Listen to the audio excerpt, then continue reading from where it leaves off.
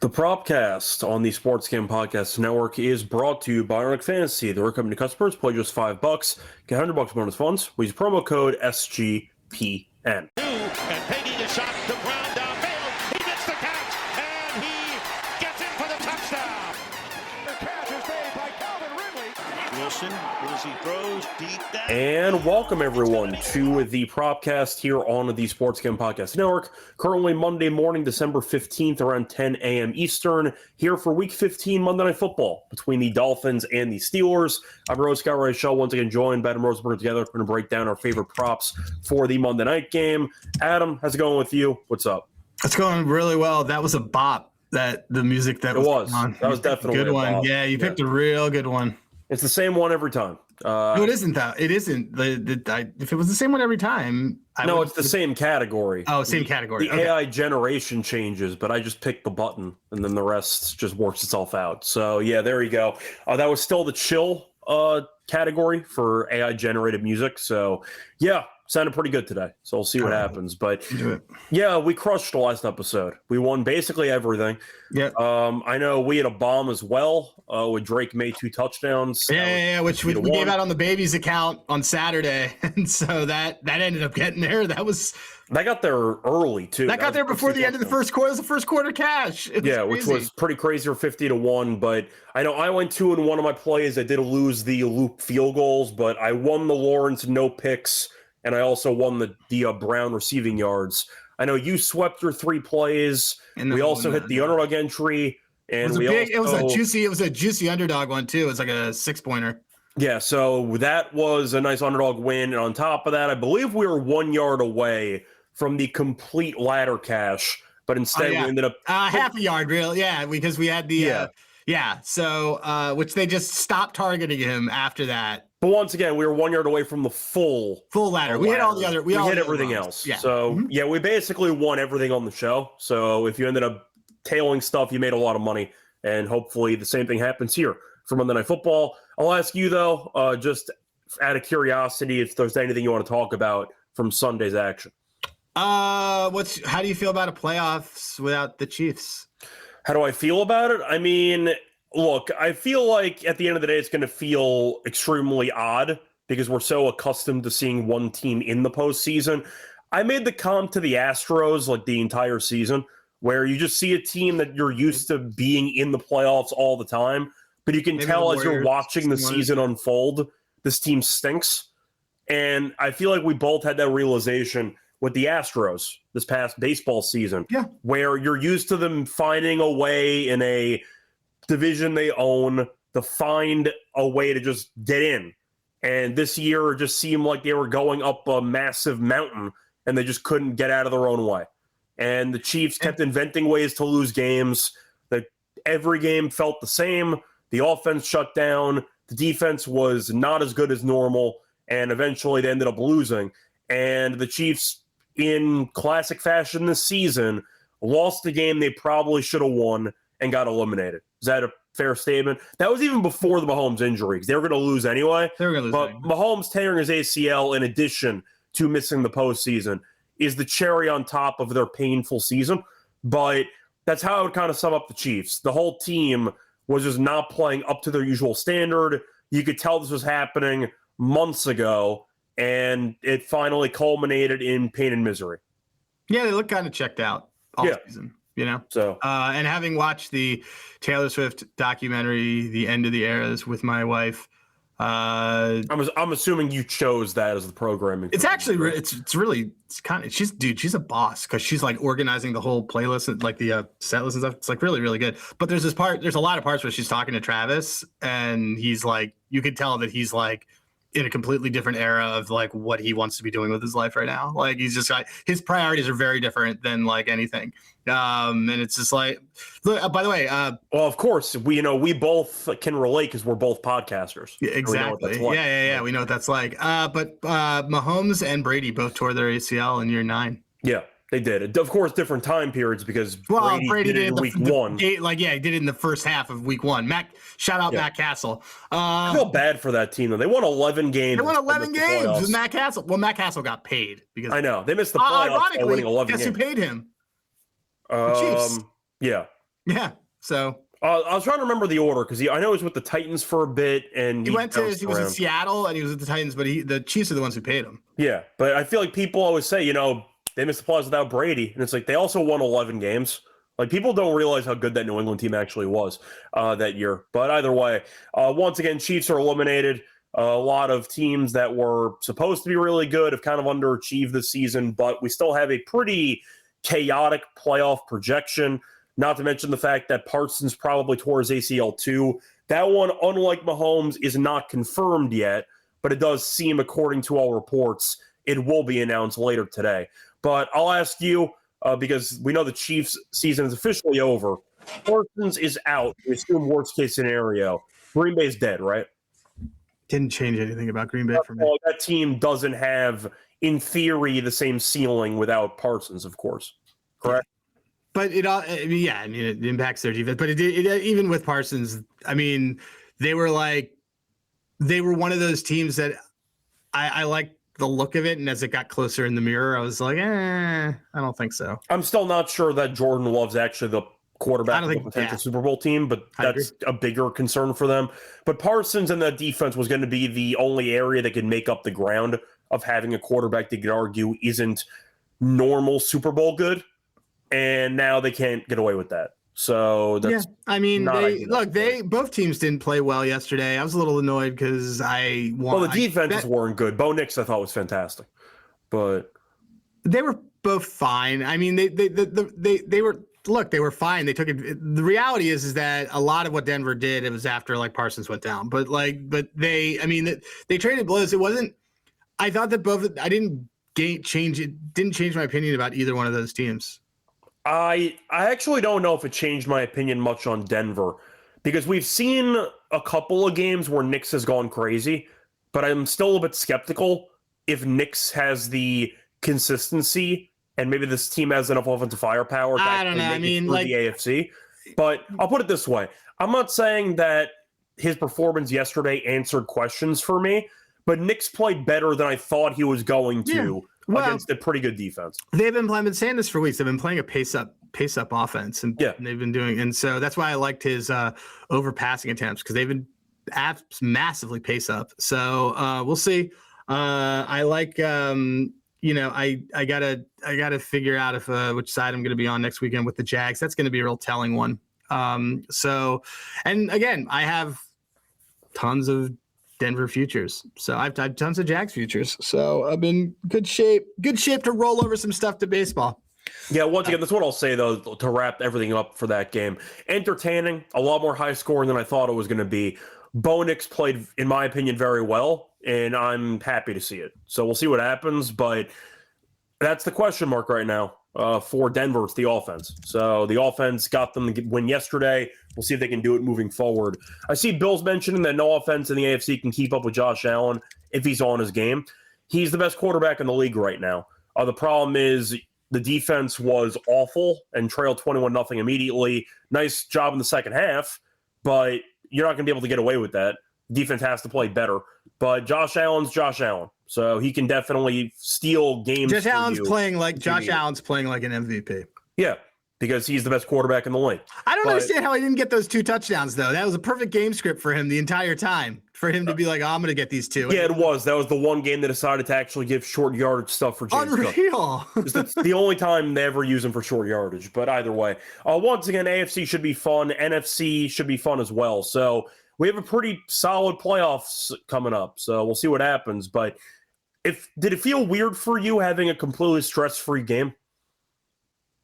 Based on the last couple of weeks? I didn't watch it. I didn't. Well, you shouldn't have, because that involved watching Kenny Pickett. So my day was over after the Drake May hit in the first quarter. I literally watched no football after that. I watched the game. I watched the recaps that night. I watched the advanced version, but after that, I was like, I watched the Denver game. Those games I cared about. I didn't care about the Eagles game.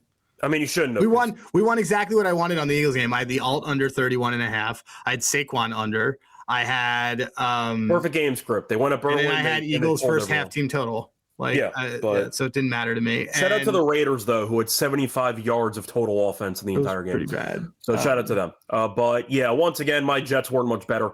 6 touchdowns by, once again, Trevor Lawrence. So there you go.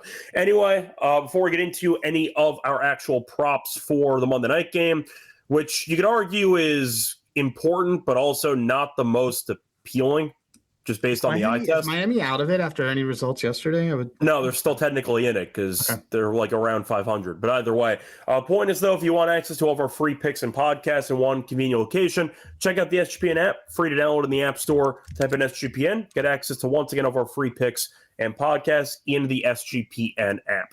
So moving on to the actual props that we have for the Monday night game. Adam, I'll let you go first. What's going to be your first prop for the game? I'm sorry, I'm just looking at this. The ramifications of the Patriots losing, because now the Bills are still, of course, the one seed's in play for them too. Yes, the 1 seed and the division are still in play. I think we want that. That's fine as a bet. Sure, we can look at prices after the show. Yeah. So anyway, to get to the first play that I have. Let's see. What am I going to do? So I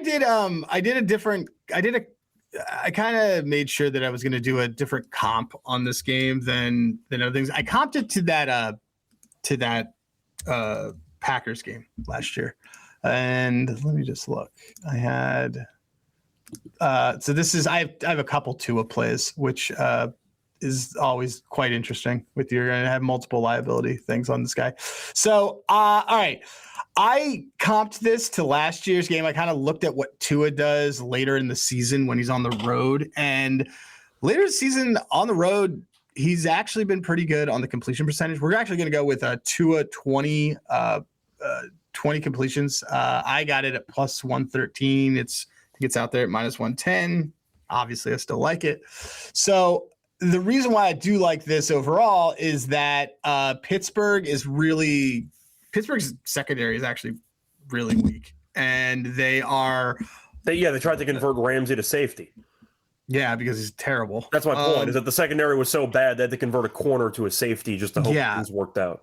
Yeah, so look, he had like 48 throws when they were against the Packers last year. He had like 30 completions or something like that. This is really low for a game against a team that, as I was parsing through everything and looking, and I'll bring it up right meow, is that Pittsburgh has, like, they give up the most passing attempts, which means that there's a volume is on your side here, and they're right there square in the middle. They've been probably bottom third in completion percentage over the last few weeks, which is something I care about.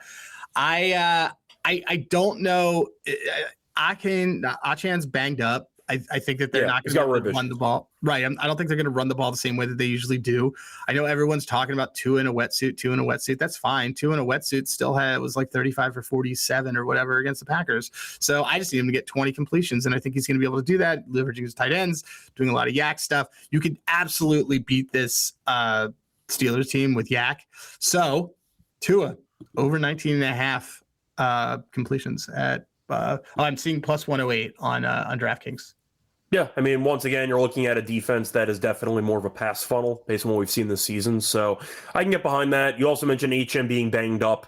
They still can use him in the pass game. I mean, we know that he's a very good receiving back, so that's fine too. But yeah, I think that's definitely a reasonable number for Tua to get to against a really bad pass defense. So I can get behind that. For my first play, I'm going to go with a pretty juicy play, actually, but I still like it. I'm going to go with Freiermuth. I'm going to take his over 1.5 catches. It's minus 135. But I think it should be higher. I'll take it there. Freiermuth's had at least 2 catches in 6 of the last 8 games. Even if the yardage is not great, he does get some targets. Jonnu's kind of fallen off a cliff with this offense. They still have Washington, so they do rotate some tight ends, but Freiermuth does seem to be one of the main, I'd say, pass-catching tight end options on this team, since Jonnu is just not getting as big of a workload as he did earlier in the year. Dolphins, though, we mentioned this many times on the show, really bad against tight ends. They're allowing the 4th most receptions per game. 2 tight ends. We know Rodgers loves to check it down, doesn't really chuck the ball downfield that much anymore. I think that helps out Freiermuth. 2 catches is nothing against a defense that's been really bad against tight ends. It's minus 135. I thought about the yards instead, but Freiermuth's really not had a lot of great yardage games lately. Just give me the targets. I think he'll end up with 3-4 targets, but 2 catches, minus 135. I like it. I'll go for that as my first play on the show. Longest was close to. I almost took that as well, but I ended up doing the receptions instead. Sure. I see Joe saying, Tua's averaged 14 completions last 4 weeks. Absolutely. This is I don't base a lot of my stuff off of the trend things. It's a matchup thing. The Steelers it's a matchup thing to me. The Steelers are going to allow the most attempts. That's a volume thing.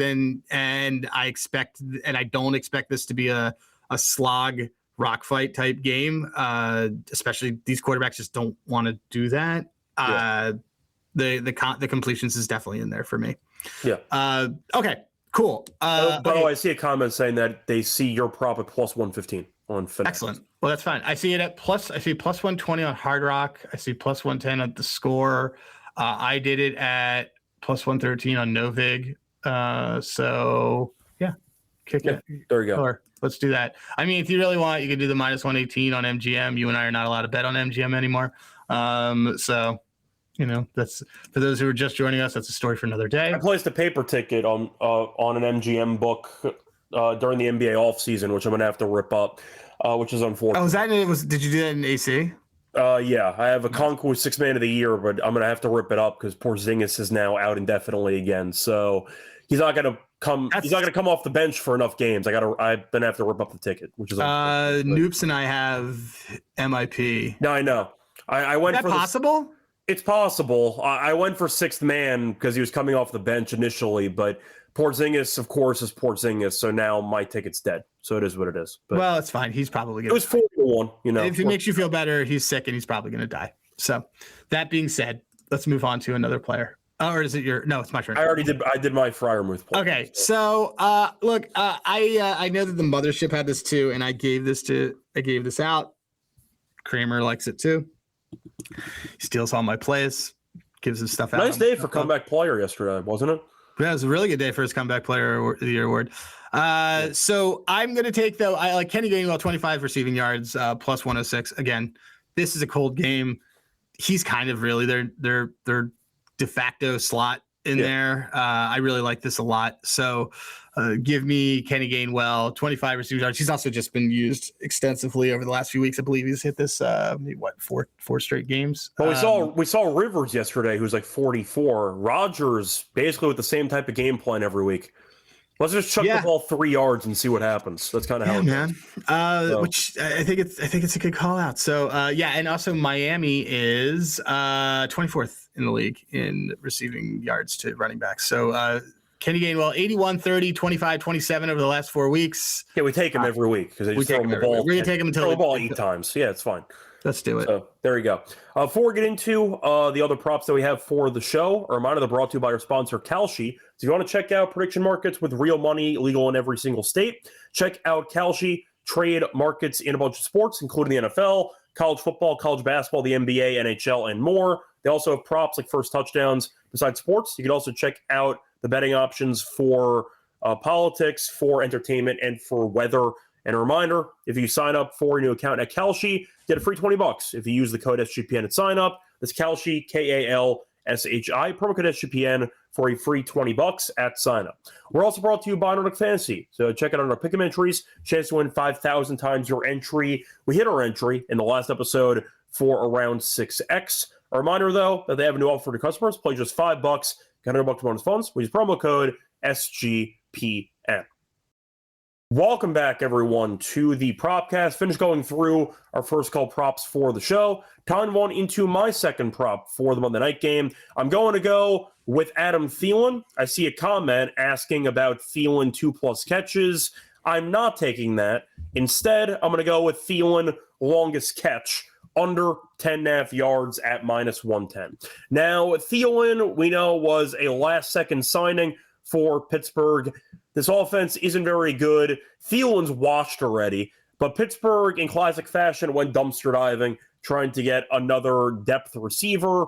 Point is, though, he has not had an 11+ yard catch in 10 straight games. He played 48% of the snaps in his first game with the Steelers, and he did nothing. He had 1 catch for 4 yards. We said before that Rodgers does not really throw the ball downfield that much anyway. Thielen's more of a more of I'd say a check down option at this point. But the point is, I don't see Thielen getting many targets anyway. I don't think he's that good at this point in his career. But 10.5 yards is a lot of yards for one catch for a guy that has not done it in 10 straight games, and for a guy in an offense that is not going to push the ball down the field. I could see some checkdowns. Maybe that's how he gets there. But 11 yards on one catch for a guy well past his prime on an offense that's basically full of checkdowns, I think is a very large number. Give me Thielen longest catch under 10.5 yards at -110. Thoughts? I like it. Yep. Nope. I think it's great. Cool. You want to move on to your other prop? Yeah. Sorry, I just got a meeting added in my two meetings added in my calendar that are at the same time.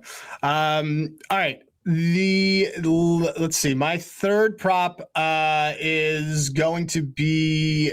So I have a couple props I'm gonna give. So Tua INT kind of goes with all these other things that we're talking about. Volume equals opportunity. Opportunity. He's the fourth most turnover-worthy plays in the league, and Pittsburgh has the second most causing of turnover-worthy plays over the last 6 weeks. So Tua interception -102. I'm going to do this. I'm going to move this actually right away into another one of the props that I did like as well, which is going to be what is it? Let me pull this up. Sorry, my notes are all over the place. Jalen Warren under 12.5 longest rush, -103. So that to me, he's only gone over this four times this year. It was all right in the middle of the season. He has not been good in yards after contact. Miami's been really good about that. They've actually been really good about limiting explosive runs. So give me Jalen Warren under longest 12.5 yards. Yeah, and for my last play, I'm going to go back to a guy that I gave out last week, a kicker. I got to give out some kicking props. I am going to go with Riley Patterson, my boy, over 1.5 field goals at -129.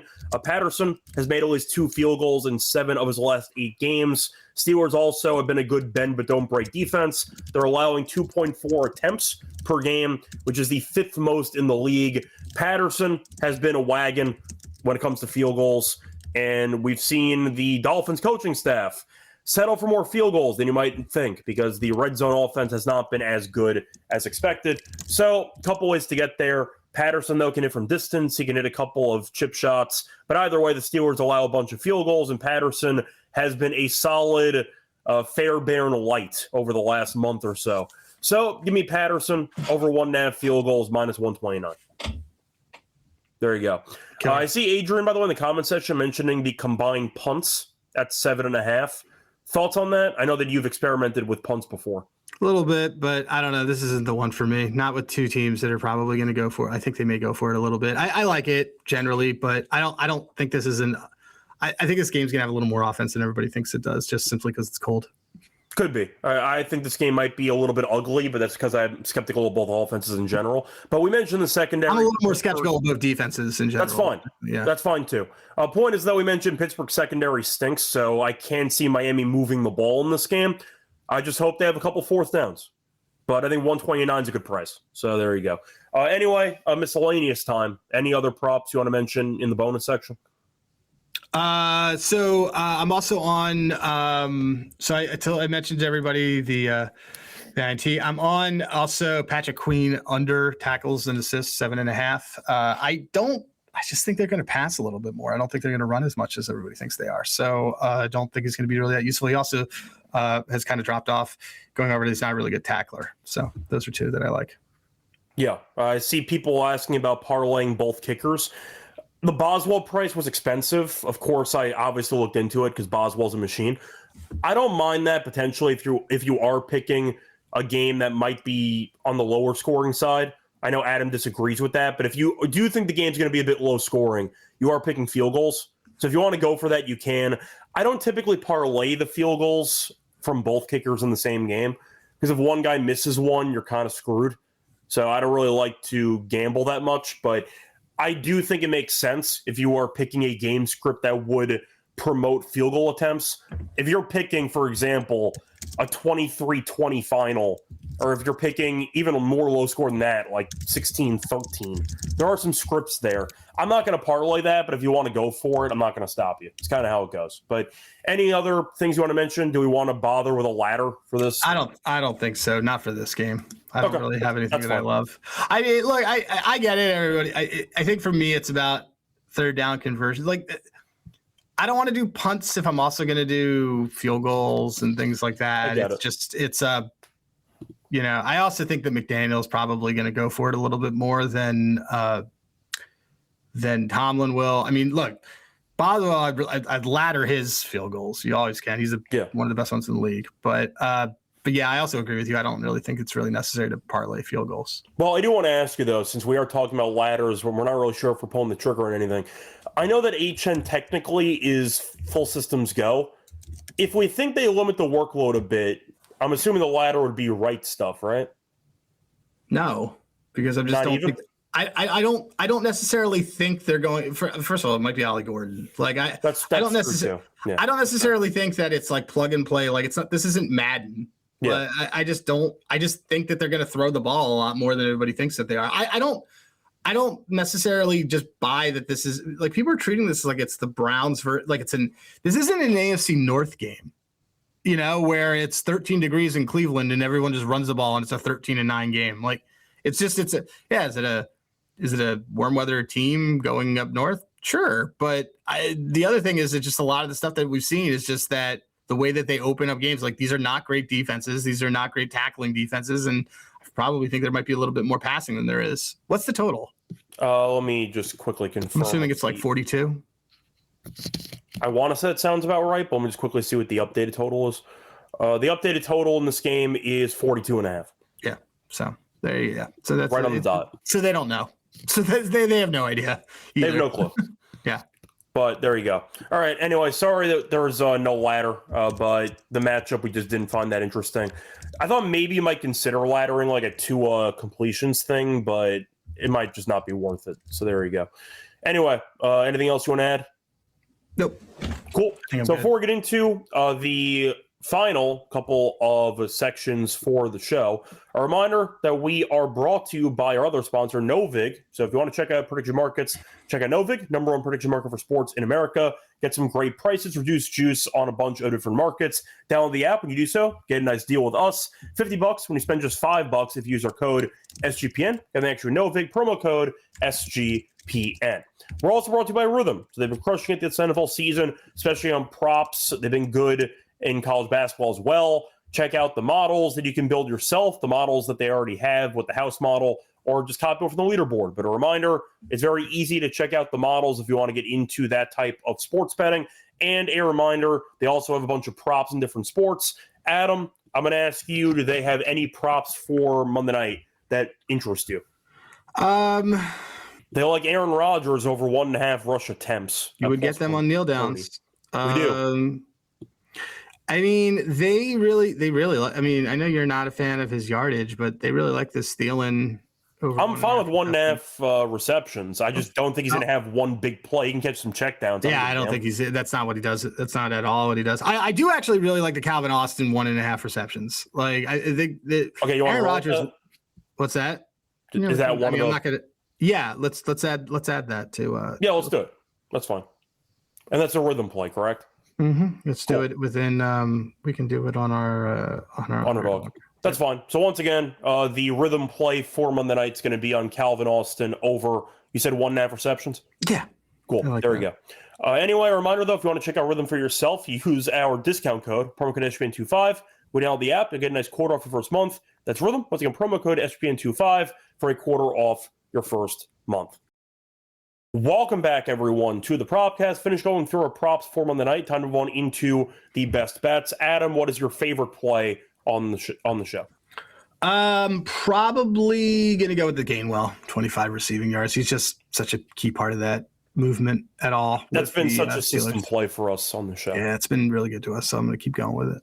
Yeah, my best play is going to be Thielen longest catch under 10.5. It's not what he does. He had one catch last game for 4 yards. He might go over the receptions, but it's pure check down territory. He's not the type of guy, especially at this point in his career, that's going to stretch a defense out. I see a couple of check downs, classic Steelers offense, 5-yard catch here, 5-yard catch here. Good enough for me. I don't see him catching an 11-yard pass in this game. So give me the under Thielen longest catch at 10.5 at -110. Anyway, moving on to Underdog. Adam, what do you want to use? We can recycle the Austin play. So that's let's recycle that Austin play. Let's also do, you and I both like Freiermuth longest. Yeah, we could either do that or the receptions. Your call. I like the longest. Okay, that's fine. Okay, let's do the longest. And then you want to throw a TD in there? We can if you have a strong feeling about a player. We need somebody on the other side now. Well, I was going to say, do you like... We need a Miami guy. Do you like Waddle? Do you... You know who else? I liked Waddle. I'd like Waddle longest. That's fine. We can take that. You want to let's do that. Sure. Or actually... I mean, if we're going to roast the secondary, Waddle does make a lot of sense to go over as longest. So that's let's fine. do that. Okay, cool. So here's what we have. Calvin Austin, higher 1.5 receptions. Jalen Waddle, higher 23.5 longest reception. Pat Freiermuth, higher 10.5 longest reception. Payout is with 6.6, and with our boost, it's 7.44. There we go. All right, cool. That's going to wrap it up for the show. We'll be back once again later on in the week. We'll get into the NBA and NHL cards on Thursday. A reminder, though, last week we did a Thursday night episode, or I should say an episode for Thursday Night Football. We will not be doing that this upcoming week. That was a one-off, so just something to keep in mind. We're back once again, though, of course, for Week 16 and for Monday night, for Week 16 next Monday. But we'll be off for a couple days. We'll be back once again for the NBA and NHL cards for Thursday. Adam, anything else you want to add? No, I think we're good. Cool. There we go. Till next time, you can find me on Twitter, Irish Radio. Find him on Twitter at Hey Rosenberg, and check out the Propcast on YouTube. Check it out on Spotify or Apple. Also, check it out on Twitter at the Propcast SGPN. Till next time, good luck to all of you and all of your bets. Bye, everyone.